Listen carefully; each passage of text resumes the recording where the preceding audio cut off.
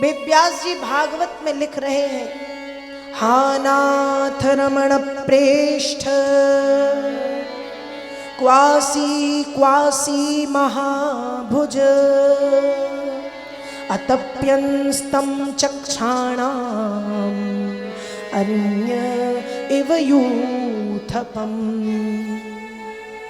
गोपिकाएं कह रही है, हे नाथ, हे रमण, क्वासी क्वासी महाभुज, हम जैसी निशुल्क दासियों को छोड़ के रमण आप कहाँ चले गए, आप कहाँ चले गए, कृष्ण कहाँ हो आप, क्वासी क्वासी महाभुज, भगवान कहाँ हैं आप।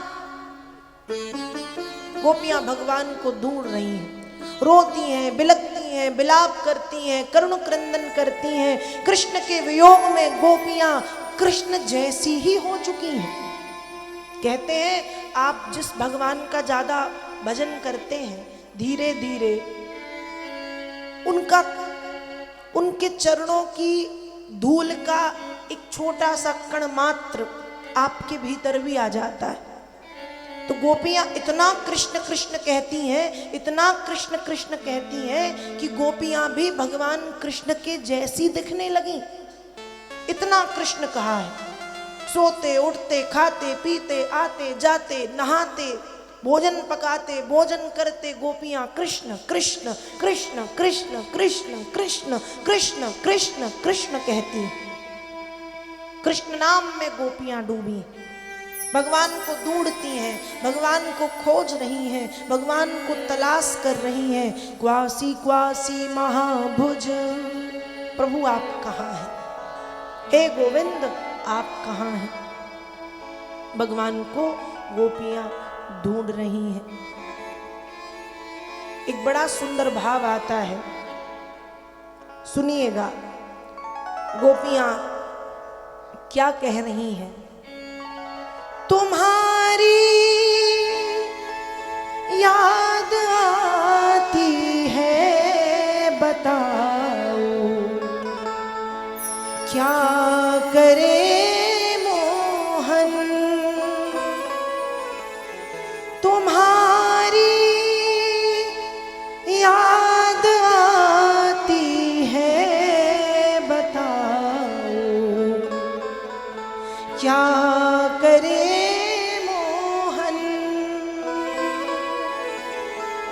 सुबह और शाम आती है, रात दिन वो रुलाती है। सुबह और शाम आती है, रात दिन वो रुलाती है। चैन हमको नहीं आता,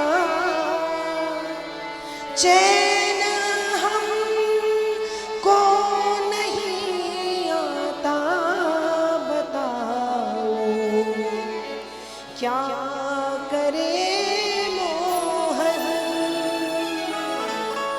तुम्हारी याद आती है बताओ, क्या करे मोहन। गोपियां भगवान से कहती कि हे कृष्ण, हे नाथ, कहाँ है, कहाँ है आप। खोज रही हैं, ढूंढ रही हैं। ढूंढते ढूंढते गोपिकाएं आगे बढ़ी। जब ढूंढते ढूंढते गोपिकाएं आगे बढ़ी तो ब्रज की धूल में गोपियों ने भगवान के चरण चिन्ह देखे। अब जैसे ही चरण चिन्ह देखे तो गोपियां खूब खुश हो गई। क्यों? इसलिए खुश हो गई क्योंकि भगवान के चरणों की धूल दुर्लभता से मिलती है। एक दूसरी सखी को, एक दूसरी गोपी को, एक दूसरी देवी को गोपियां क्या कहती हैं? धन्या अहो अमियात्यो गोविंदांग्र यब्जुरेण वा यान ब्रह्मेशो रमा देवी दधुर्मूर्धन्युगुणोत्तये। गोपियां कह रही हैं धन्या अहो, हम धन्य हैं, हम धन्य हैं, हम धन्य हैं। धन्य क्यों हैं? गोविंदांग्रियब्जुरेण वा, बड़ी सरलता से गोविंद के चरण कमलों की धूल हमें मिल गई। तो गोविंद के चरणों की धूल मिलना क्या इतना कठिन है? एक दूसरी से बात कर रही हैं, बिल्कुल। क्यों? कहा यान ब्रह्मेशो, जिन कृष्ण के चरण कमलों की धूल को पाने के लिए स्वयं ब्रह्मा तरसते हैं। कौन ब्रह्मा? जब ये जीव माँ के गर्भ में रहता है तो ब्रह्मा इन 5 बातों को तय करते हैं। आयु कर्म च वित्तम च विद्या निधनमेव च पंचैतान्यपि सृज्यन्ते गर्भस्थस्यैव देहिनाम। आपकी आयु कितनी होगी, कर्म क्या करेंगे, धन कितना होगा, ज्ञान कितना होगा, मृत्यु कब होगी, ये सब तय करने वाले हम और आप नहीं हैं। गोस्वामी जी भी मानस में लिखते हैं जन्म विवाह मरण तह होई, जह जस लिखा सो तस विधि होई। हमारा जन्म, हमारा विवाह और हमारी मृत्यु कब, कैसे, कहाँ, किस समय, किन परिस्थितियों में होना है, ये तय करने वाले हम नहीं, ये विधाता ने पहले से तय करके रखा हुआ है। तो वे ब्रह्मा भी गोविंदांग्रियब्जुरेण वः, कृष्ण के चरणों की धूल को पाने के लिए ब्रह्मा भी तरसते हैं। यान ब्रह्मेशो ब्रह्मधन महेशो, महेशो मतलब वो मंदिर में बैठे भोलेनाथ, वो भी गोविंदांग्रियब्जुरेण वः, कृष्ण के चरणों की धूल को पाने के लिए कैलाशपति भगवान शंकर भी तरसते हैं कि एक बार गोविंद के चरणों की धूल मिल जाती तो माथे पे उसी चरणों की धूल का त्रिपुंड लगा लेता। शिव भी तरसते हैं। और यान ब्रह्मेशो रमा देवी, रमा देवी कौन? रमा देवी कहते हैं लक्ष्मी मैया। और लक्ष्मी तो नारायण के चरणों की सेवा क्षीर सागर में करती रहती हैं। वे लक्ष्मी भी तरसती हैं। क्यों? गोविंदांग्रियब्जुरेण वः, गोविंद के चरणों की रेणु, गोविंद के चरणों की धूल हमें मिल जाए। तो गोपियां भी तरस रही हैं कि हमें भी कृष्ण के चरणों की धूल मिले।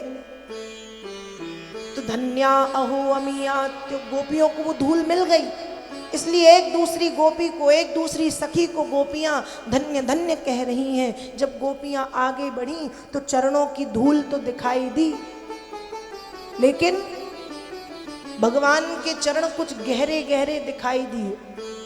गोपियां समझ गई यहां से कृष्ण अपनी आराधिका श्री राधा रानी को लेकर के गोद में लेके भागे।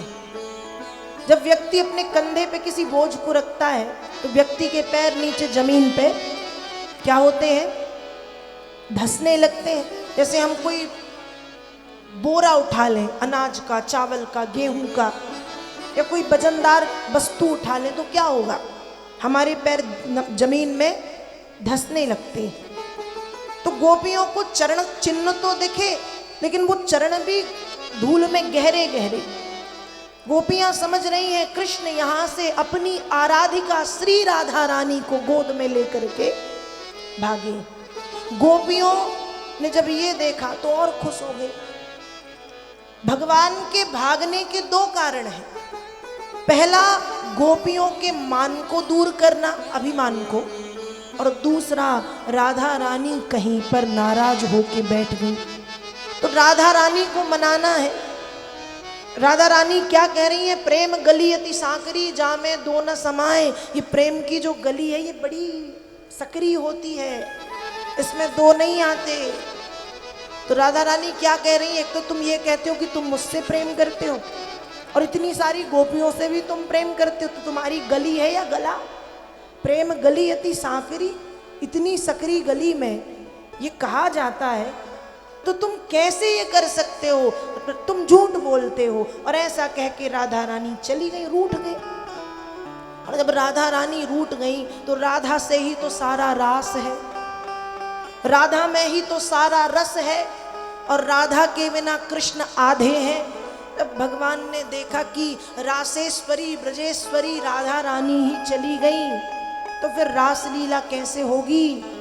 तो भगवान राधा को मनाने के लिए गए। कहीं राधा रानी वन में एकांत में नाराज होके बैठी, भगवान बार बार मनाते, वो मुंह फेर लेती। भगवान ने राधा के पैर दबाए। अब भगवान सोच रहे कोई नहीं देख रहा, एकांत वन में कौन देख रहा, लेकिन जहां किसी की दृष्टि नहीं पड़ती वहां एक भक्त की, वहां एक रसिक की दृष्टि पड़ जाती है। और किसी भक्त ने देख करके लिख दिया, क्या देखो दुरो वह कुंज कुटीर में बैठो पलोटत राधिका पायन। अरे देखो देखो वो कन्हैया कहीं कुंज गलियों में बैठ के राधा रानी के चरणों की सेवा कर रहा है। इसलिए कहा जाता है धन धन राधिका के चरण, सुभग शीतल अति सुकोमल कमल कैसे बरण। धन धन राधिका के चरण, ऐसी राधा रानी है। कृष्ण की हिलादनी शक्ति